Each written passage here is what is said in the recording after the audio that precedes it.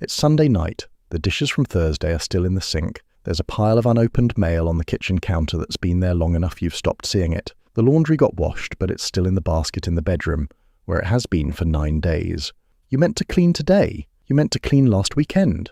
You meant to clean for most of the past month. And somewhere underneath the not cleaning, there's a small permanent voice that says, you must be lazy or broken or failing at something most adults seem to manage without thinking about it. That voice has been wrong this entire time. If you're someone whose house regularly slides into a state you'd be embarrassed to let anyone see, and you've spent years quietly assuming this means something bad about your character, the actual psychology is almost certainly the opposite of what you've been told. The mess isn't a sign that you don't care. It isn't a sign you're lazy. It's a sign that your brain and your life are running a load most people don't have to run, and the visible evidence of that load happens to be the laundry, the dishes, and the pile of mail on the counter.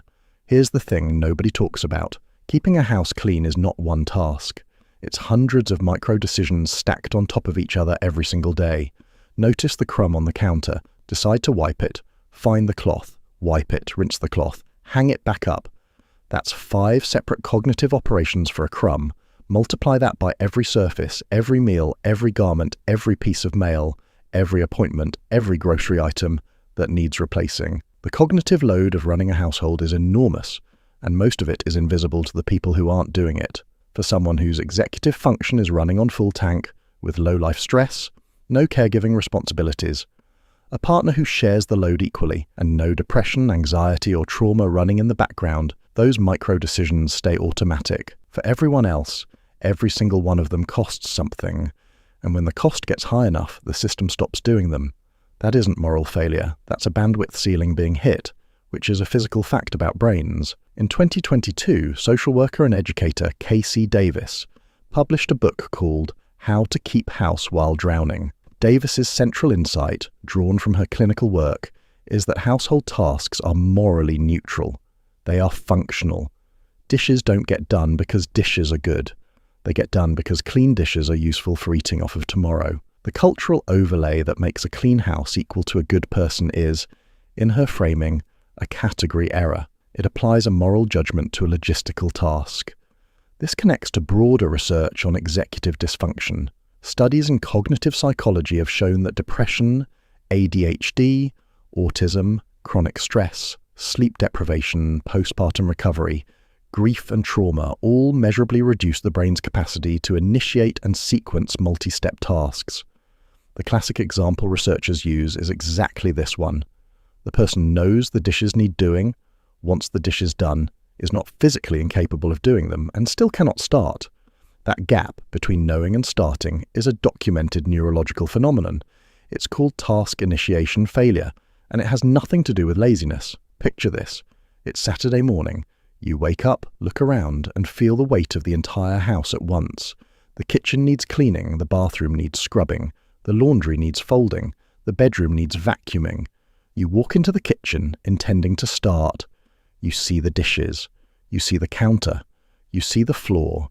You see the fridge that should be wiped down. You stand there for 30 seconds, completely paralyzed by the size of what you're looking at, and then you turn around and walk back to the couch where you sit down and feel terrible. That isn't laziness. That's what happens when a brain is asked to process a task too large to hold all at once, and the task initiation system gets overwhelmed before any single thread can be picked up. The person who walked into that kitchen and started doing dishes without thinking about it isn't a better person than you. They are a person whose brain wasn't holding the same weight when they walked in. But here's where it gets interesting. The cultural framing of cleanliness has done a quiet trick most people never notice. It has taken a logistical task and made it morally loaded, which means every time the dishes pile up, you don't just have dirty dishes.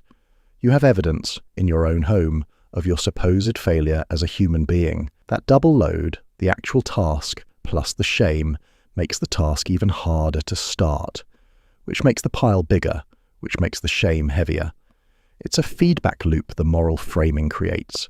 It doesn't exist in cultures that treat household tasks as neutral. But there's more going on than just shame loops. The people who struggle most with keeping a clean house are often the people running the highest cognitive load elsewhere. Caregivers, parents of young kids, people with demanding jobs, people processing grief or major life transitions, people whose executive function is being eaten by depression, anxiety, or unprocessed trauma. The mess is downstream of the load. Cleaning up the mess without addressing the load is like bailing water out of a boat while the hole stays open. The water comes back. That isn't a moral failing on the boat owner's part. That's hydraulics. And here's the kicker. The people who criticize messy homes the loudest are very often the people who have never carried the load that produces them. They have a partner who handles most of the invisible work. They don't have a chronic illness eating their bandwidth. They aren't running on 3 hours of sleep because the baby is teething. The people who keep effortlessly tidy homes despite carrying a real load are usually outsourcing labor to a cleaner, having a partner who carries the invisible work, or running on a kind of executive function privilege most people don't have. None of those things are character. They're circumstances. The conflation of circumstances with character is the entire engine of the laziness narrative. Now let's be honest. The reframe in this video applies to the messy house pattern that comes from load executive dysfunction or bandwidth depletion. There is a separate situation worth naming honestly. If your home has slid into a state that's genuinely affecting your health, your safety, or your ability to leave the house without dread, that's not just a load issue anymore. That's a sign your nervous system or your mental health is asking for more than this video can offer. The shame isn't useful, but the underlying pattern is worth taking seriously, and a therapist or a doctor can help in ways a reframe cannot. Naming that, honestly, isn't dismissing the reframe. It's making sure the reframe doesn't accidentally talk you out of help you might actually need. But for the people whose houses are messy because life is heavy, here's what's actually happening.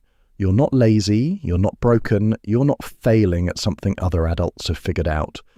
You are running a cognitive load that costs you the bandwidth most people use for keeping their homes effortlessly tidy, and the mess is the visible evidence of that load, not of your character.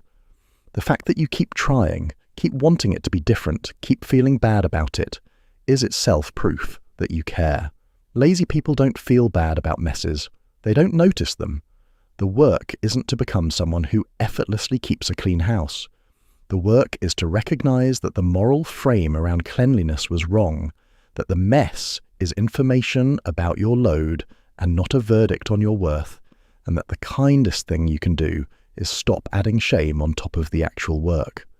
There's something quietly painful about how this particular cultural lie operates. People walk through their own homes every day and read the dishes in the sink as evidence of who they are, when the dishes are actually evidence of what they're carrying. The pile of laundry doesn't mean you failed at adulthood. The unopened mail doesn't mean you're irresponsible. The unswept floor doesn't mean you've let yourself go.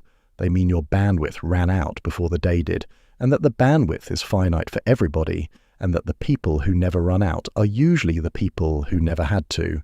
If you've spent years quietly assuming your messy house is the proof of your failure as a person, this might be the moment to consider that you've been reading the evidence wrong. The mess is data about what you're carrying. It isn't a character report.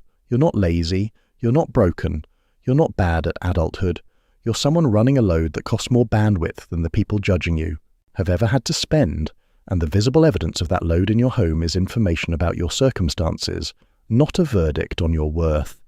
If this is the first time someone has named that out loud for you, you might really like this channel. Silent awareness exists to put words to the quietly different ways your mind and your life work, the kind of things nobody else seems to talk about with any honesty.